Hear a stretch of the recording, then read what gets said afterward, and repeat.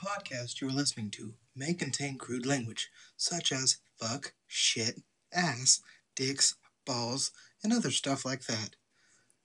You've been warned.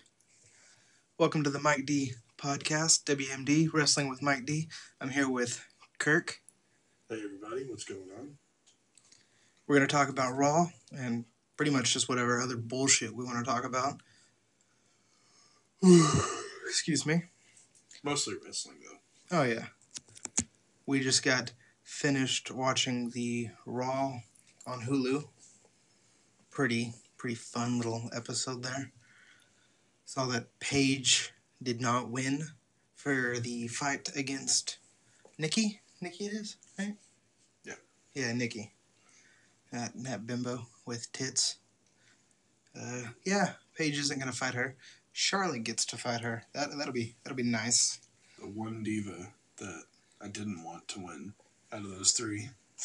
That was who won naturally because of who her dad is, in my opinion. Yeah. Not saying she's not talented, because she is. You know, you can't make it to the main roster if you're not talented, unless you're the Great Khali or something. But where the fuck did he come from? No, it's just one of those things where I'm really big on Becky Lynch. I really liked her in NXT. I think she's, out of all three of those divas, has grown the most and has matured a lot and has really honed her craft as a wrestler. And she's better at everything. She's better in her in-ring technique. She's better at her promos. And I really think that she should have won that Beat the Clock challenge tonight. But she may not be ready for the Divas title yet, so maybe that's why they're putting it on Charlotte. I don't think Charlotte's going to win the Divas title. She's definitely not ready. I mean, she sits there and she follows her daddy's little coattails, does the woos and all that bullshit, even has damn near the same entrance music. Let's think outside the box there, Charlotte. I mean, it's not that hard to come up with a gimmick for yourself. Becky Lynch is, like you said, better at promos. I think she's a better wrestler. Like, better everything. I mean, going back to what you said, though, it is, even her name, you know, Ric Flair is from Charlotte, North Carolina. Yeah. And she adopted everything about that. Like, it's definitely, you know, it's definitely really frustrating to see when someone, you know, I've never seen someone really ride their parents' coattails as much as Charlotte has. Like, you know that Randy Orton is third generation, but Orton is really all he has to show for it. Yeah. Cody Rhodes, now he's Stardust now, and that's kind of like Gold Dust, but in a way that's paying homage because it's what his dad would call him as a kid, and you know that has its own personal meaning to it. But he you know, you don't see him coming out there in the polka dots and the he's never once said he's the son of a plumber. I mean, you know, just shit like little things like that. Don't sit there and ride somebody else's coat. You know, she's like, "Whoa, I'm Ric Flair's daughter. Let's throw it in everybody's face all the freaking time." Yeah. Congratulations, your daddy's famous. So does that mean Triple H's kids are gonna come up and win the women's title one day? They're just gonna go shoot right up there? I don't see why they wouldn't. Yeah. Mama Queen Bee and Daddy Triple H, Jesus Christ. Just size up the belt for him now and just give it to him. Yeah, I don't really like, you know, I really think that you should be more original, you know, like you know that there's a lot of wrestlers today that have families, that have parents that wrestled, you know, Bray Wyatt, Bo Dallas. Yeah. I hate Bo Dallas. The Usos. I hate Bo Dallas, but I liked him when he first came out. Like the whole come out of NXT. I think he fought Jericho or somebody. like that. It was one of those little pay-per-views, and I think he won. And he didn't, he had a real good gimmick going to him. He was just a hard, badass looking motherfucker. And then he went away for like months on end. Then came back and he's like, "You gotta believe." I hate him for that. It wasn't his choice. I like him as a wrestler. Good wrestler. I've seen what he can do. He's good at it. His gimmick sucks. And they just keep pushing it and pushing it and pushing it. He's the next Heath Slater. That's all he is. He's the, hey, you're here for comedy. You're the next Doink. The end. You might as well just put on a clown suit, get some clown shoes, go out there, honk your nose, and get powerbombed. Yeah, without Santino, and now Adam Rose is done, so he would be next to line for that whole comedy thing. I mean, speaking of Santino, though, Emma, I saw her on NXT the other day. She's gone evil, and I like it. Yeah, Emma's on a mean streak now.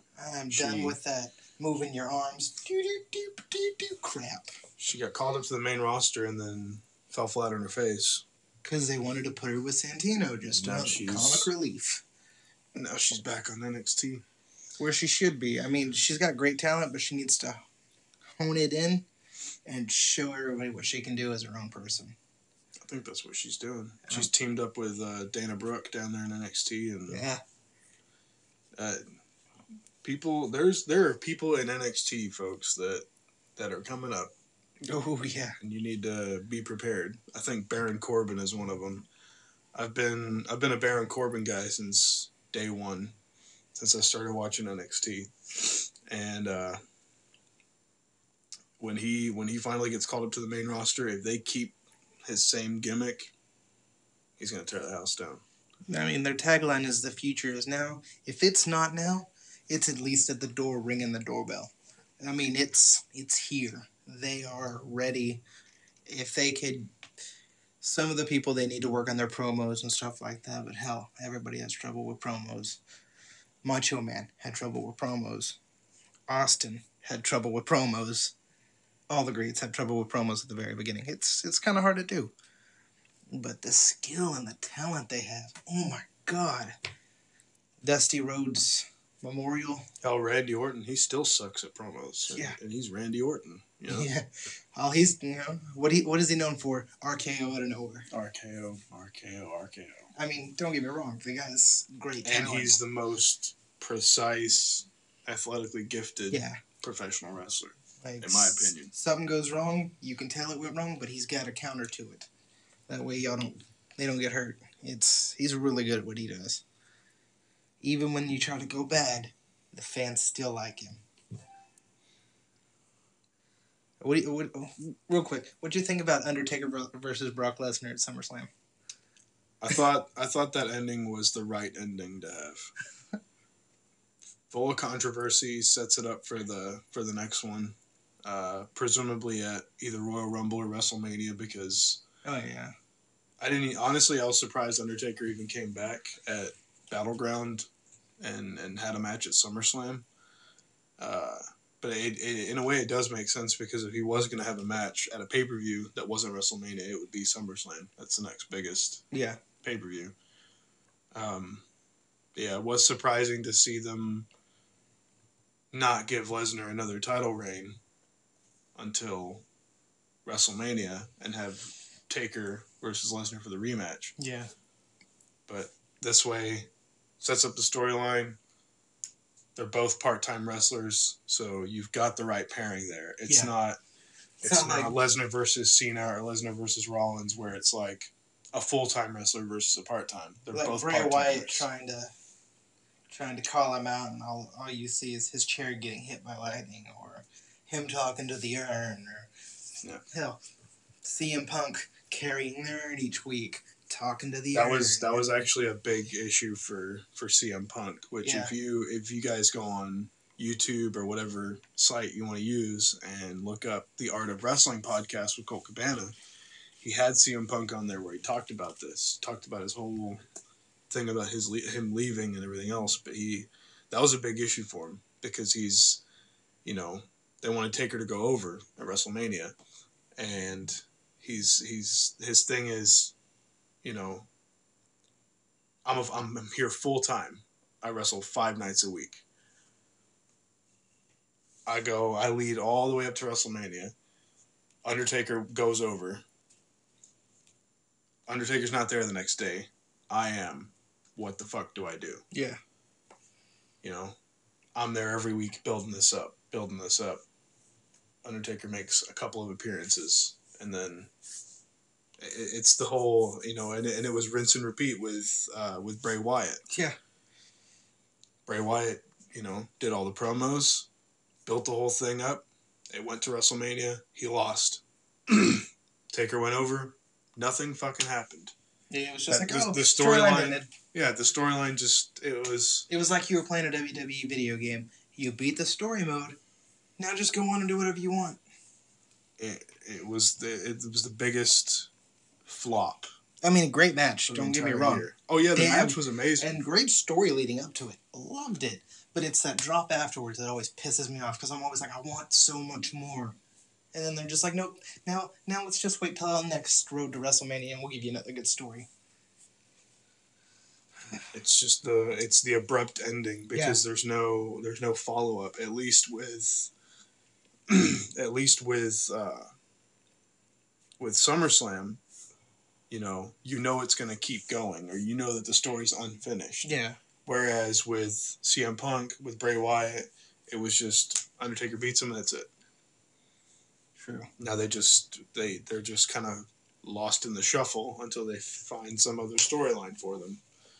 And that was what CM Punk claims is the origins of the Shield, because he wanted to have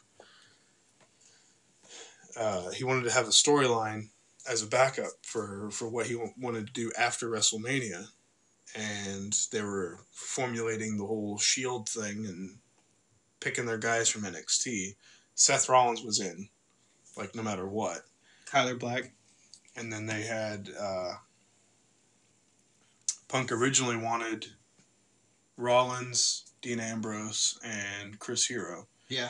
Or he was Cassius Ohno in NXT. Triple H didn't really like Chris Hero, which, in my opinion, don't hire him for NXT if you don't like him. Yeah, I mean, I don't know if it's that he didn't like him or if he just didn't like him for that particular thing. I think it was more he didn't like him to begin with because he hasn't really liked Punk since day one. True. But, you know, I'm sure in all the board meetings and all that bullshit that he was probably outnumbered in terms of decisions based around Punk. They were just like, look, you got to put your personal feelings aside, man. Yeah, that's for business. This is good for business, exactly. But, you know, Punk and Chris Hero are a lot alike in terms of how they think about the business and where they want the business to go and that type of thing. And they wrestled each other for fucking ever on the indie circuit. Yeah. So that was always fun to watch. They had some damn good matches on the indie circuit. If you've never seen them, go back, look them up on YouTube. Their last match on the indie circuit, it's actually featured on Punk's DVD. Yeah. He's like, we literally wanted to tear the house down, and like it just shows Punk and Hero like hanging from the rafters kicking each other. Yeah. Like just some old school video game type stuff that you'd see in crazy ass movies. Like I said, if you've never seen it, YouTube, WWE Network, I'm pretty sure probably has a couple of them. Any way you could find it, check them out because it's definitely worth a watch. Then we got this new guy that just debuted last week. What was his name? Braun Strowman? Oh my god, I hate that name. I know you've never seen Ferris Bueller's Day Off, but in Ferris Bueller's Day Off, you know what the movie's about, right? Yeah. Kid skips school with like two of his friends. They go all around town just causing mayhem and trouble, shit like that. Well, they go to a fancy restaurant. They're trying to get in, and the maitre d' is like, no, you can't come in, you're not on the list. So he gets his friend to call, like go around back and call. He's like, yeah, Abe Strobman, the Sausage King of Philadelphia or something, is coming. and he better have a table. And he acts like he's Abe Strobman, the Sausage King of Philadelphia. Every time I hear that name, I think of that scene, and I'm just like, he's not really terrifying. He's just a Sausage King. Like, that's it. The Sausage King. Yeah, exactly. Like, you sit there and laugh. That's what I see. I'm seeing just Matthew Broderick every time they say this guy's name, and I'm like, he's not really anything. He does fit right in with the Wyatt family, though. He does. Yeah, I mean, he does look the part. He's definitely powerful.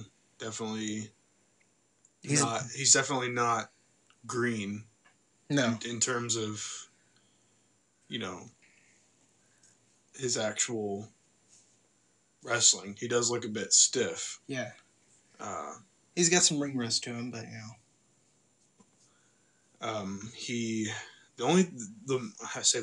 one of the main things I don't like about him is that he's a strong man or whatever. Like he does all these weightlifting competitions and all that stuff. He's like Mark Henry. He's really good at it. Right.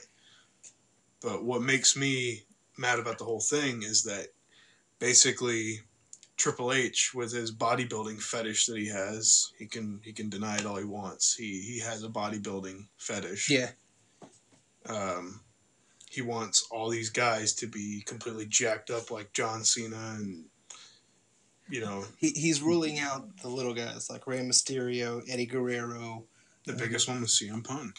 Yeah. He didn't want some skinny tattooed guy running around with his title. Jericho looks like he's buffed up a little bit since the last time he was here, just so he could compete against some of these guys. I mean, now you've got people like Fandango and freaking Dolph Ziggler that are the scrawny guys, and it's like, well, you're putting them against Big Shows and Rusevs and stuff like that. You're wanting great matches, but that's like you putting a 12th grader against a kindergartner and going fight. Kindergartner's going to lose pretty damn quick. I'm really surprised how big he is on Seth Rollins because of, Yeah. I'm not saying Seth Rollins is small by any means, but I'm saying he's definitely not. He's a CrossFit guy. He's not a bodybuilder. He's not, he's not out there lifting weights and doing all this other shit. He literally does CrossFit. That is his entire training regimen. And, I mean, it works for him because he's agile, and I think Triple H sees himself when he first came in, back when he wasn't all jacked up, when he was the noble prince or whatever the hell he was. He's always been kind of... Yeah, but if you look at it, he's a lot bigger now than when he was Hunter Hearst Helmsley, with the noble bullshit coming in, and he looked kind of scrawny. Like, compared to everybody that was there at the time, kind of looked scrawny. Yeah. I mean, of course, you put him next to Jeff Hardy or Matt Hardy, he's going to look bulky. But he was still kind of scrawny compared to now. He went from there to being, like, jacked up. I don't know why Triple H thinks that all these guys need to be jacked up, because honestly, the high flyers are way more entertaining to watch. Oh my god, we're gonna come back to this in a second, but this Braun Strowman guy, the biggest thing that irritates me about him is that he's just some big jacked up fucking musclehead, exactly, that they hired because he's a big guy. And he wanted to do it. Yeah. So Triple H was like, oh, he's a big, strong guy. Well, let's hire him. Put him in the Performance Center. So he goes down to the Performance Center. Doesn't get signed to a contract with NXT. Doesn't get signed to a contract with anything. Just goes to the Performance Center. And then immediately, he's on Raw. I say immediately. It was 6 months. But still, there's people that have been grinding in NXT for, years now. Yeah. And... that if I was in that position where I was in NXT, putting in the work, honing my craft, learning how to do promos, learning all this stuff, and then some guy just gets hired and goes straight to Raw just because he's big dude. Yeah, how long did it take for us to see Kevin Owens at Raw, or Neville? Hell, how many times has Finn Balor been at Raw? Hell, Kevin Owens has, he said on TV before, he's been wrestling for better part of 16, 17 years now. Yeah. He still went to NXT. Samoa Joe Samoa Joe was in TNA for I don't know how long. He's pretty much one of the originals of TNA. Yeah. And he's been wrestling for almost 20 years, and he's still in NXT. Hell, Raven, NXT. Rhino, yeah. NXT. Brian Kendrick, NXT for a little bit. Now he's one of the trainers. Yeah. Everyone is going to NXT except for this fucking guy. And I don't know why I think NXT is going to finally surpass Raw one day. In my opinion, it already has. I don't know if it already has, just because you've still got the John Cena's, the Randy Ortons, and the occasional big guest stars. The storytelling, I think, on Raw is a little bit better than the storytelling on NXT. But the talent, yeah, has definitely surpassed. I will definitely give you that. In-ring talent. Yeah. And in terms of, like, watching the actual wrestling matches, I get way more out of NXT than I do with Raw or SmackDown or now, any of there's that. a lot of people I don't like in NXT, but the ones that I do like, they're kicking ass, and it's enjoyable. I'm real big on. It's crazy too, because like, I was really big on the Ascension in NXT. Yeah. And when they finally got called up, I was so damn excited, and now I don't see them anymore. They're on SmackDown. Yeah. I was asking that question watching SummerSlam the other day. I looked over at my buddy. I was like, "Where's the Ascension at? Like, why haven't we seen them?" He was like, "I don't know." And then I watched Thursday night SmackDown now. Jesus. Thursday. Yeah, Thursday. I feel so weird saying Thursday. It was on Thursday, and let's put it on Friday. Oh, now back to Thursday. Just screw with your mind. But then they're on there, and they've fought the Dudley Boys, and of course lost. Just like when they fought, what was it? New Age Outlaws. It's a damn shame. I hate it when that. I hate it when I like somebody and they consistently lose. Like Wade Barrett. I'm a huge Wade Barrett fan, but he fucking loses all the time. I used to be a huge Wade Barrett fan, and then they hit the Bad News Barrett, which I was like, okay, this is kind of cool. And then they ran that concept into the ground. Then it was King Barrett. Okay. The only thing I've liked from him in like the recent past was the Cosmic King when he was with Stardust against the Green Arrow and Neville. And that's just because Neville and the Green Arrow were in the same ring together. And as a comic book nerd, nerdgasm. Just all over the place. Yeah. It was amazing. Yeah, I'm a big Wade Barrett guy. I liked him in NXT on the first season. I liked him when he was leader of the Nexus. Yeah. I liked him. I really liked him when he was part of the Nexus. I even liked him when he was part of the fucking Core. Yeah, I forgot about the most forgettable tag team in history. Fucking the Core. Yeah, the Core. But yeah, he solid wrestler, great finishing move, just a fucking bullhammer elbow. Bam, straight to it. My favorite gimmick of his that he's had was when he got injured and he first came back with the beard. Yeah. He had the underground fighter gimmick. He got injured. But storyline wise, he went back to England, back to his underground bare knuckle fighting roots. Yeah, and now he came back, and it was the Barrett Barrage. Yeah, that was my favorite because he just came back. I think it was either Funaki or Yoshitatsu. I think it was Yoshitatsu on SmackDown. Came back and just fucking nailed him with that bullhammer. Yes. And I was just like, man, all right. That's when I was like, this guy's. Of course, you'd seen him in the Nexus and all that shit. And you're just like, okay, this guy's a rising star. As soon as that happened, I was like, this guy has made it. He's going places. He's going to be the champ. And then look what happened to him. Has he even been the champ? He's been Intercontinental Champion a few times. Yeah. I used to love the Intercontinental Championship. And it seems like they're just giving it to anybody just to kind of... Here's a championship because you'll never make it to a WWE championship. Oh, U.S. championship? Well, here's this. Now we're trying to build it up because we gave it to Cena. Well, now Seth Rollins has it, so now it's a big thing. Quit trying to make the other championships lesser fucking championship. They're all... Shit, if I had the fucking Intercontinental Championship, you know what I'd do? I'd walk around damn town naked with a championship in my hand. See this? It's a championship. That's how the Attitude Era was. Yeah. I didn't even, like... Hell, the hardcore championship. They would go through like all these insane hardcore ladder matches and shit like that just for the Intercontinental Championship. Shit that would But break you to death. They would wrestle like it was 3 steps above the WWE title. Yeah. Just they would go through complete hell and almost kill themselves just for that middle championship. Just. So anytime it was a title fight, you're just like, I ain't gonna shit what the title is. I'm gonna watch it because you're. Oh, and remember when a title fight didn't happen on a pay-per-view? It happened on Monday night. Oh, we're watching next Edge versus so-and-so. And ladders, tables, chairs, ring on fire, tacks on the ground, McFoley comes out, throws some shit at you. TNA everywhere, bullshit match. Here it is now, for free, no pay-per-view. Like, what the fuck happened to that? Now it's here's an Intercontinental Championship against the Big Show and the Ryback. Whoa. And what the fuck was with the Ryback? That shit was funny. The Ryback. Yeah. You know she messed up. She got help for that one. She said the, and then was just like, if I say Big Show, I'm fired. Yeah, Ryback. The Ryback. Just act like they didn't hear it, and I'll move on. They,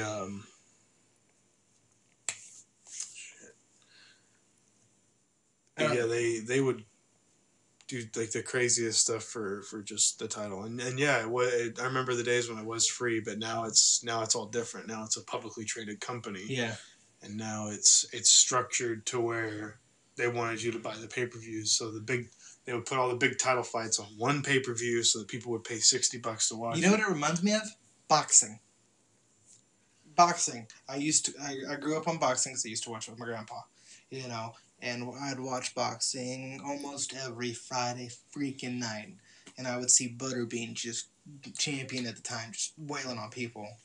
And then they would have the big pay-per-view matches. Tyson, stuff like that. You know, that's cool. Well, you don't really see much of boxing anymore. MMA came out, you know. They had matches like that now that's just every month there's another pay-per-view of MMA. Why don't we just give back to the people a little bit and just throw a title match out there every once in a while? Just, hey guys, here's a Chutes and Ladders bullshit match. Here you go. Top spit swapping makeout match. You know, top. I hate to say it, but for God's sakes, Undertaker throw McFoley off the Hell in the Cell again, just so I live a little. I mean, just something. Somebody do something in this whole PG era bullshit. It's so boring.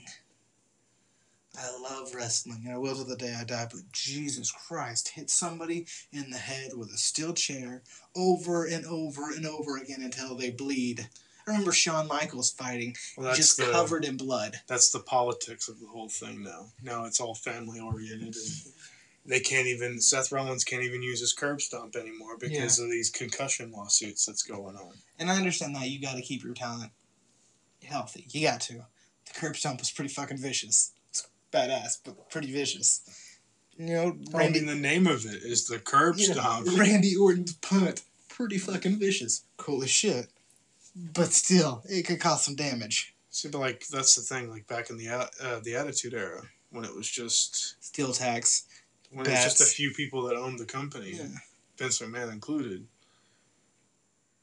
They would have, like, they could have concussion lawsuits going on, and they'd be like, we don't give a fuck. We're still going to hit people with chairs in the head. And a wooden bat wrapped with a barbed wire hits you in the head with it, and you're going to fall backwards, either into a flaming table or some thumbtacks.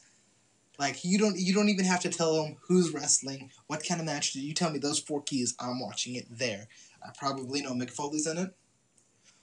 Edge, Christian, not so much, unless it's a tag match. Edge, definitely. Matt, maybe. Jeff, definitely. Shane O'Mac, you remember that son of a bitch? Kurt Angle throws him through the bottom of the Titantron, goes back, throws his ass back out of it. Remember Rhino goring, I think it was Jericho, through the dome in the SmackDown arena. That was back when SmackDown arena had that big ass fist. Yeah, just straight out. That was when I used to watch SmackDown. Back when it was on UPN. UPN 21. Yeah. Thursday nights at 7. Jesus, I feel old. I remember because as soon as that bitch was over at 9 o'clock, my mom would be like, time for bed. Yep. At school in the morning. And I'm like, damn. Freaking. My mom watched the title match. My mom let me stay up till 10 o'clock on Monday nights for Raw. because Raw always ended at 10. And then I would be like, well, there's nothing after this. Go to bed. And on Thursdays nights, I go to bed 1 hour early just to make up for the Monday. Go to bed at 9. And then like, oh, well, SmackDown's over. Nothing more. I'm just going to bed now. That was back in the day when wrestling was awesome. Yeah.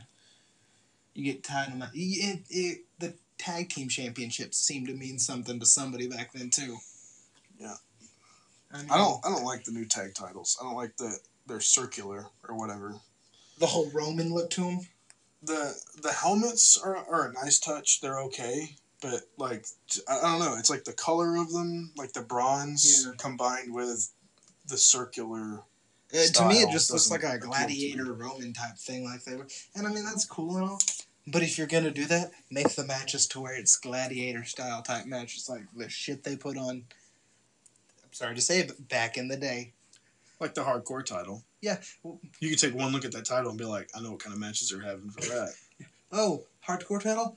I don't want that title. Like, that was, as a kid, that was a title I didn't want. Because I remember going, like, watching, and you could be in the airport.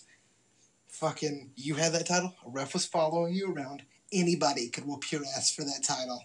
Be it another wrestler, be it somebody off the street.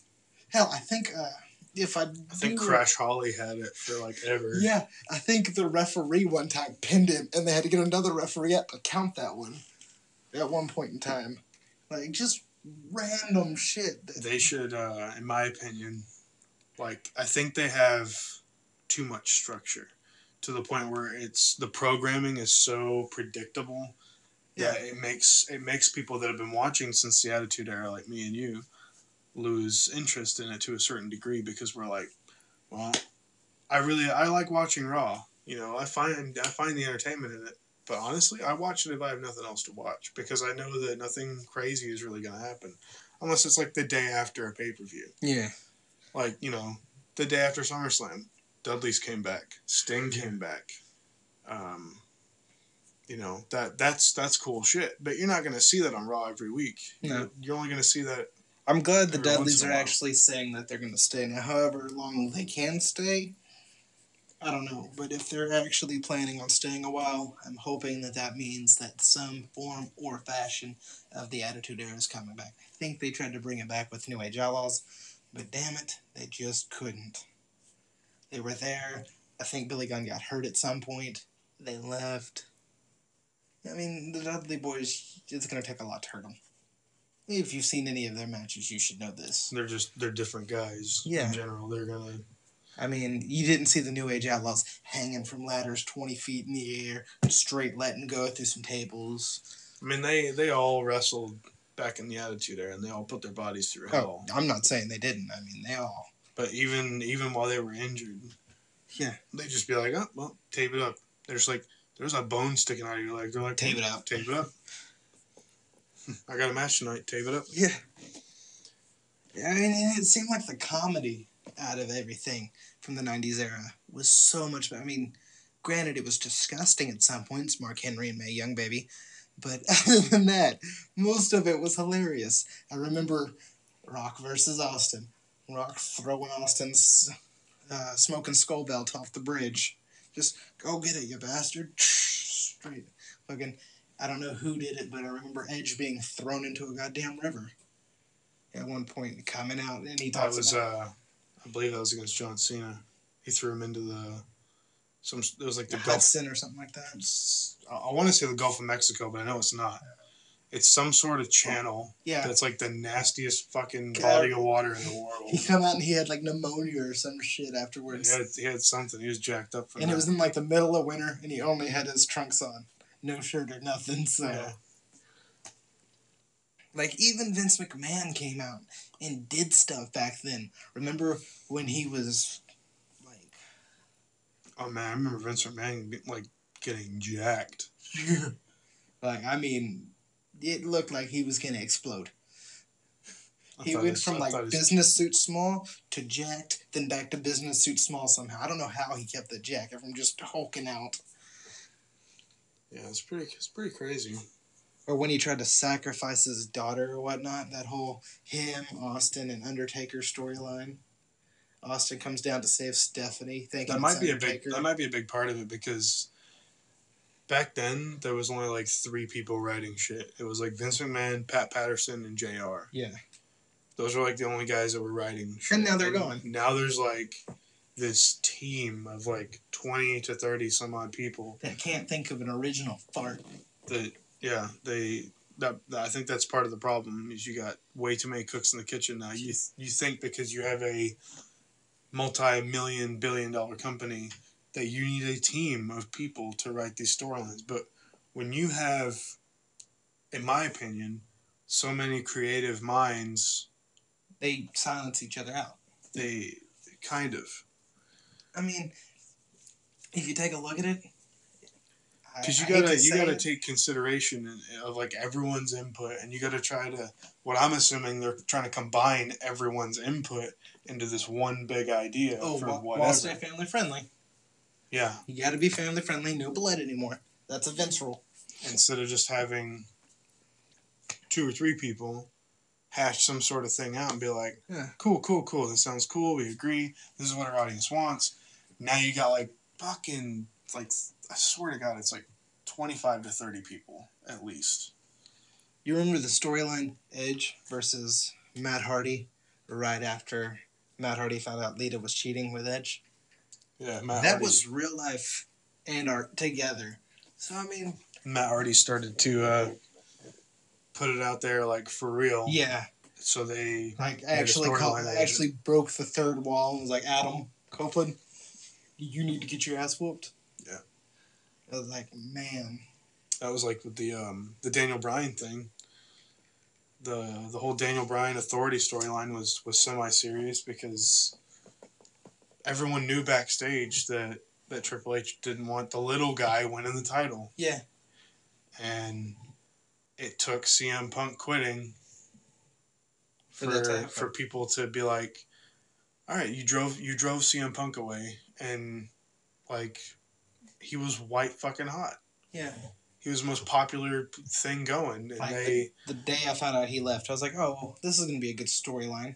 I was even more pissed off when I heard what he said on that podcast about how he outsold John Cena in merch sales, and how he like was approached by all these companies to do the whole UFC fight shorts thing. Like when he came back in the Wolverine look.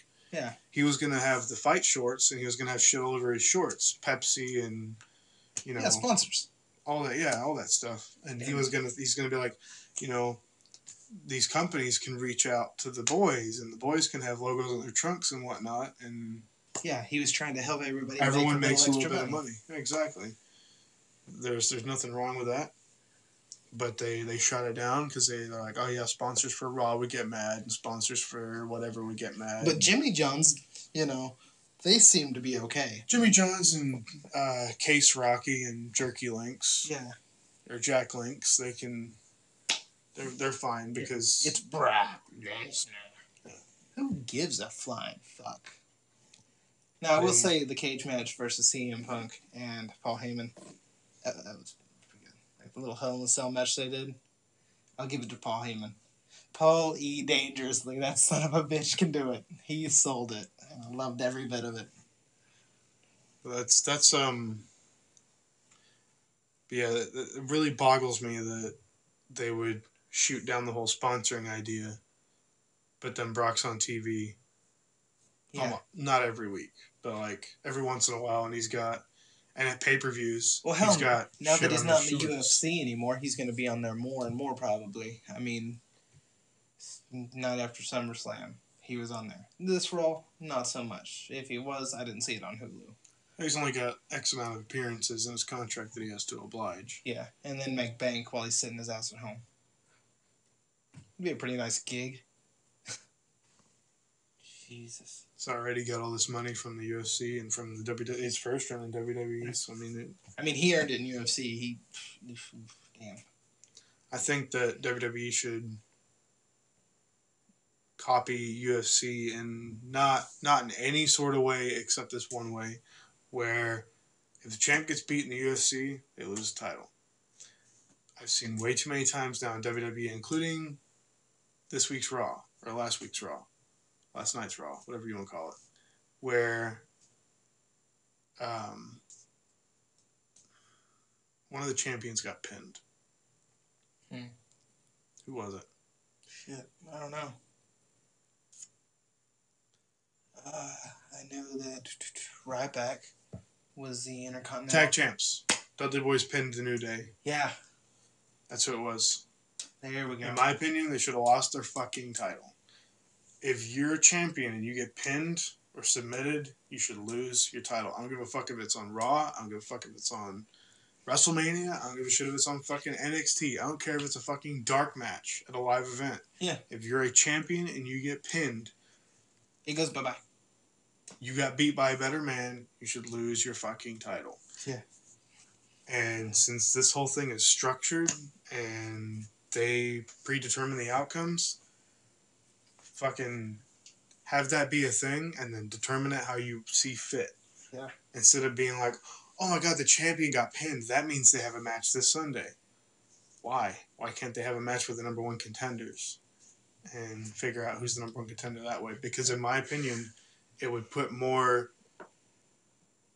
There's way too many screw job and bullshit endings in title matches now to where even title matches aren't that exciting. Hell, I love Sting. Don't get me wrong. Been a big Sting fan since WCW when he was coming out the rafters looking like fucking the Crow. Just coming out crazy, beating the shit out of people with bats. He doesn't deserve a shot at the championship. You had one match at WrestleMania. Congratulations. And he lost. You know who else had a match at WrestleMania? Fandango. And he won that fucking match. How many title shots has that son of a bitch had? He doesn't deserve it either. Don't get me wrong. That little faggot. But he should not. Like, Sting should not get a title championship. He definitely deserves it more than Sting. Yeah. But still, he doesn't deserve it. I can't see him being the face of the company. I just can't do it because it's his gimmick. Like, he's a great wrestler. Great wrestler. That's what I'm saying. That's the whole politics of the thing. This is what guys say in their board meetings. They're just like, I don't see him as the face of the company. I don't want him... Blah, blah, blah. If you don't see him as the face of the company, what the fuck is he doing there? Yeah. Oh, it's because he's a hard worker and he's good at what he does and he's a good wrestler. Yeah. So then why not give him a shot at the fucking championship? That's what CM Punk was going off about, because he's like, you sit there and you tell people they're not a draw. How do you know? Give them a chance. Put the fucking machine behind them. Let them do their thing. And now it's on them whether they succeed or fail. And then you're not the bad guy sitting there going, I don't think you're a draw. I don't think we should blah, blah, blah. Well, you're never going to fucking know if you don't try it. They call it the WWE universe. Let us decide. The little times that they would back up CM Punk on his stuff, just give him time. Like, he would just ask for time and a microphone. And people would try to write shit for him, and he'd just be like, look, no disrespect, but... And he'd tear it up right in front of him and be like, I don't need it. Yeah. Just let me do my thing. And they would give him his time, he'd go out there and do his thing. And it was the most entertaining fucking TV in years. I mean, nobody was wrestling at the time. Like, he was just... like, one of the best things was he just sat down on the ramp and just let loose. And they shut his microphone off, what, twice? 3 times? Something like that, yeah. And he kept yelling to where you could hear him. And then the week he came back, he brought out a fucking megaphone. He's just like, in case someone cut me off, I got this megaphone. The whole 2 spinner belts, him having one, John Cena having one. That was a damn good storyline. Just because I didn't know what he was going to do. I didn't know, like, Punk could leave tonight. I don't know. Why? Because his contract's coming up. He could just fucking say deuces and leave. Take the belt with him. I know that other one's just a replica. Shit like that tells me that they're not trying as hard as they used to. And then they want to bitch and go, well, our company's going down the shitter sometimes, and our profits are going down the shitter sometimes, and our ratings are kind of going down, but then they come up a little bit, but then they're down again, and you beat WCW at Monday Night Wars for a fucking reason. Let's do some of that shit again. I mean, pick a fight with TNA, for Christ's sake. Somebody. Do something different, but still safe to you. It's because they can't now, because they're so restricted with all this political stockholder. It's all this business shit now. That's why the product has gone downhill. That's why a lot of people that watched it in the Attitude Era don't watch it anymore, because the product is such a piece of shit compared to what it was back then. Because back then it was all about the competition. Yeah. And it was about stepping up the game and making the most entertaining TV ever, or else that company's going under. Now there's no competitors, so they can just We're coast. on top of the world. They can just coast and appeal to their stockholders and do all that business bullshit and make their money, and that's, keep the wheels spinning, keep the gears going, and they don't have to worry about going under because there's no competition. And I really and wish they won't ever pick a fight with TNA, because TNA is never, in my opinion, is never going to be at that level to compete with them. But they feel like even if they acknowledge TNA, that's going to start something, and it's going to get TNA more exposure and more business and this and that. Exactly. I mean, if TNA, hell, I hate to say it, but if TNA were bought by Ted Turner right now and a run like he ran WCW for a while there, it might actually do something. Like, it would be a competitor. Like, I don't watch TNA solely on the purpose that every time I do, I start to get into it, and I'm like, wow, they're doing a lot more hardcore stuff in this one. The storylines in TNA are shit. Yeah, the storylines suck. They're the shittiest storylines. But the matches are great. The matches are really good. But I can't stand the storyline. The promos are good too. Yeah. Like, they're, it's just like the Attitude Era, and the aspect of, like, there's like, this Sunday your ass is mine. Yeah. I'm kicking your ass. I'm taking that title. There's nothing you can fucking do about it. Guess what? It's whatever day TNA comes on. I'm just going to walk down the ring, hit the guy who's got the title, takes the title. It's my title now. I'm going to walk off with some arm candy. The end.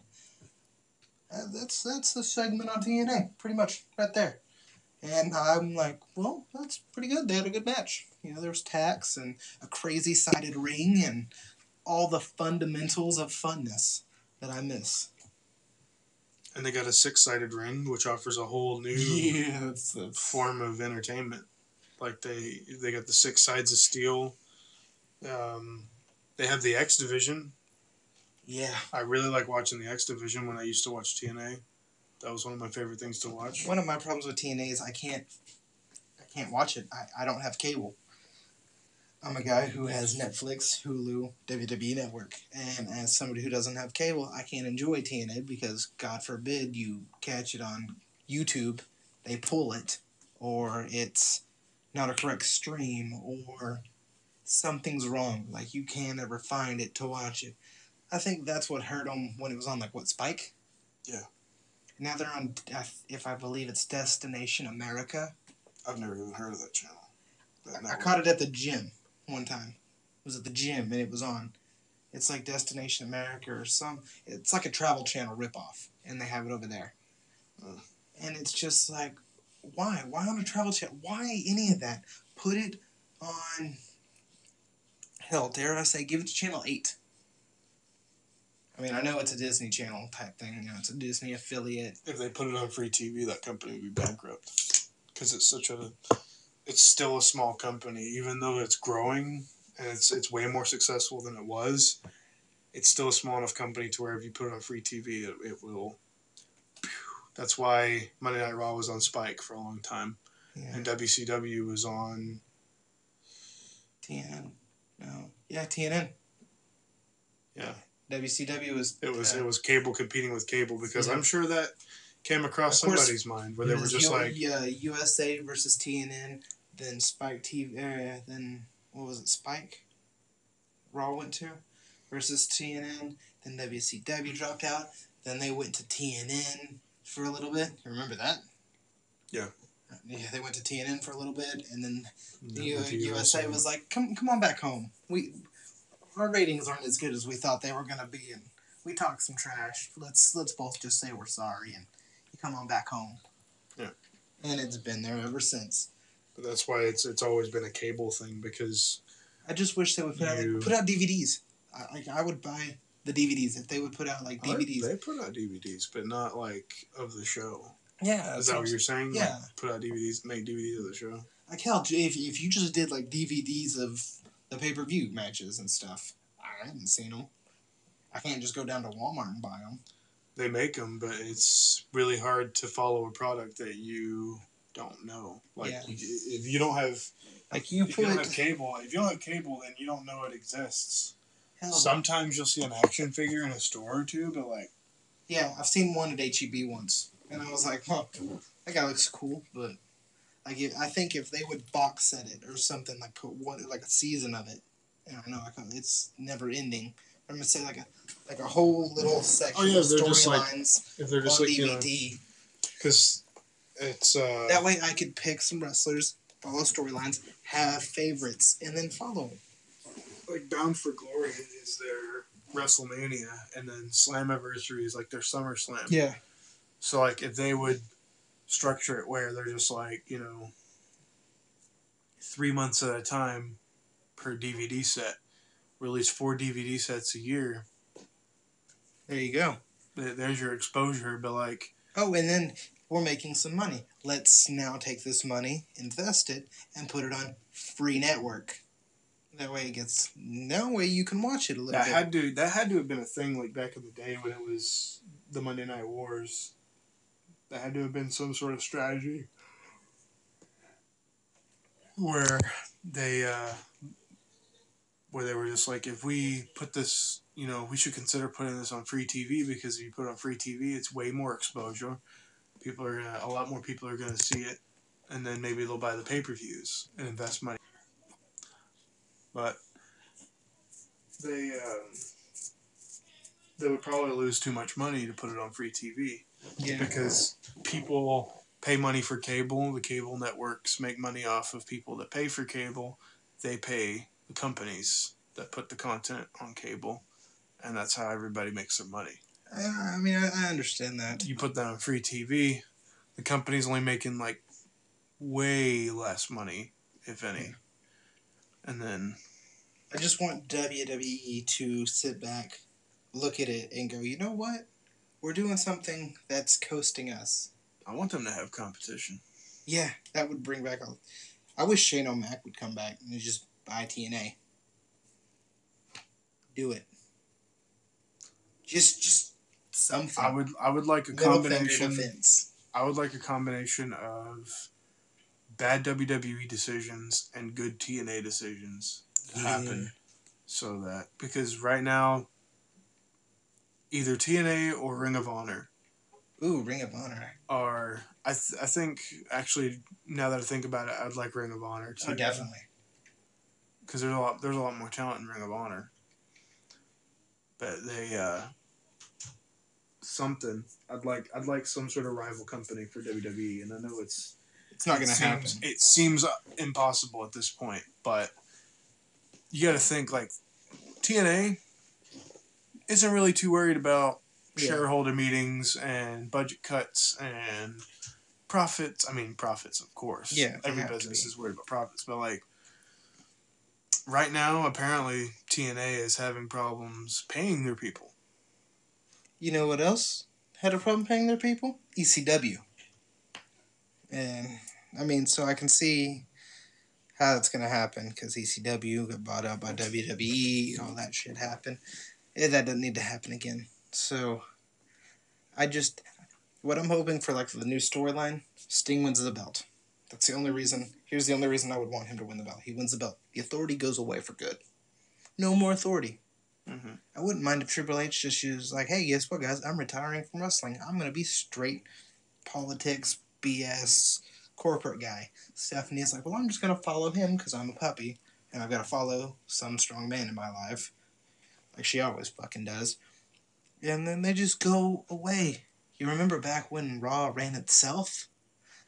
The Authority's been... Well, a year? 2 years now? For like 2 years, yeah. I'm getting a little tired of the Authority. CM Punk was still around when it was when the Authority thing happened. Yeah.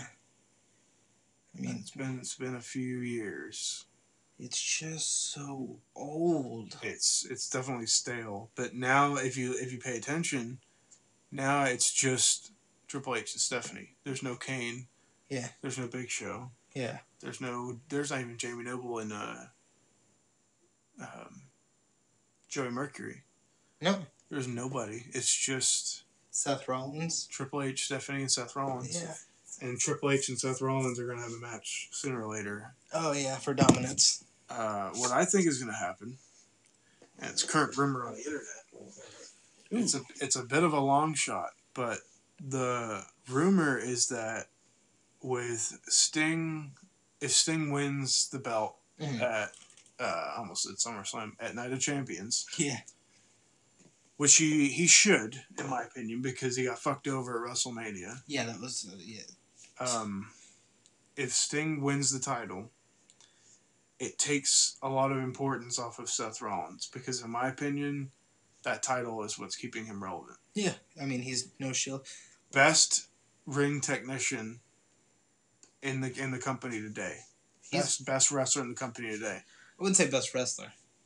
I would, but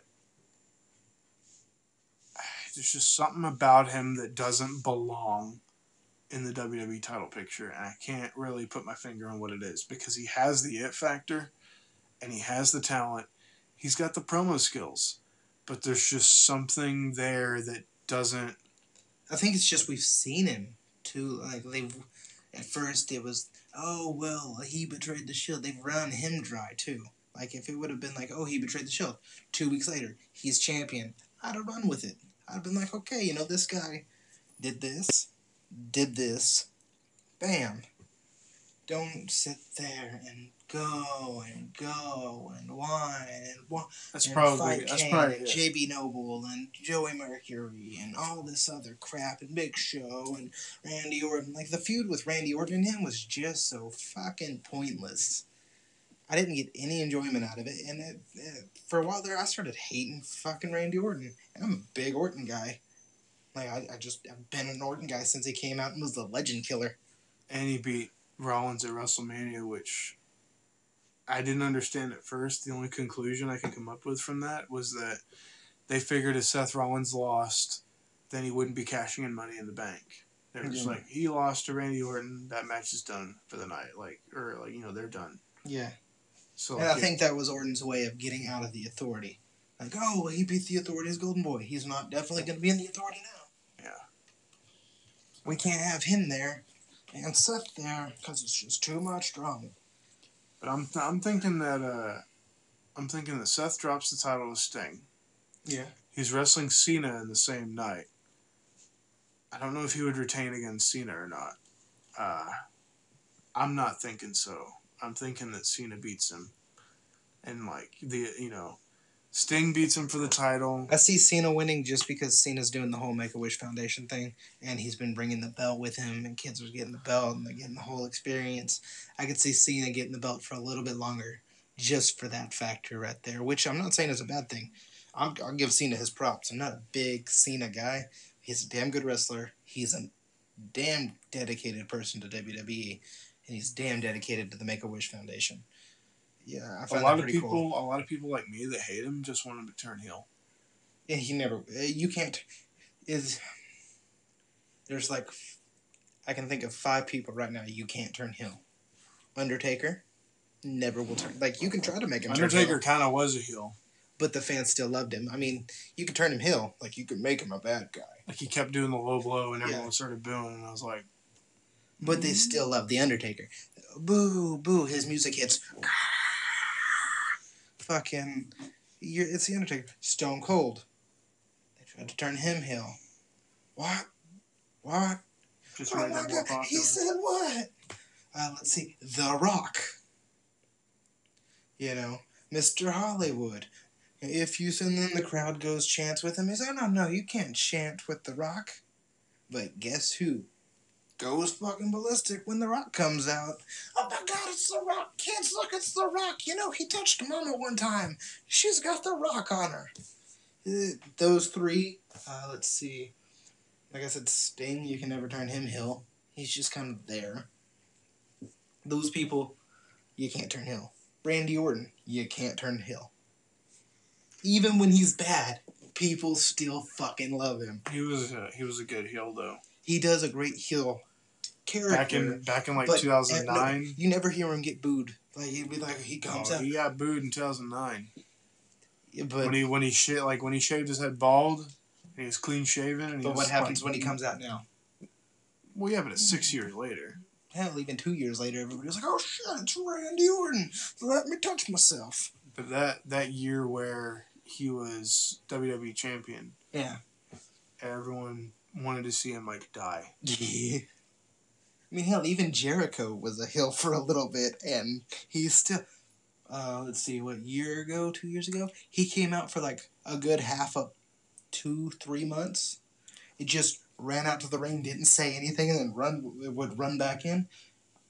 Everybody still fucking flipped out. His music drop, crowd go crazy, people piss their pants. He'd run out to the ring, shake the camera, not say anything, run back. Oh my God, Jericho was here. I think the most annoying heel, aka the guy that's best at his job, would be The Miz. Yeah. I love really, to hate The Miz. I really can't stand The Miz. I hate that little fucking jacket he wears. You know what it reminds me of?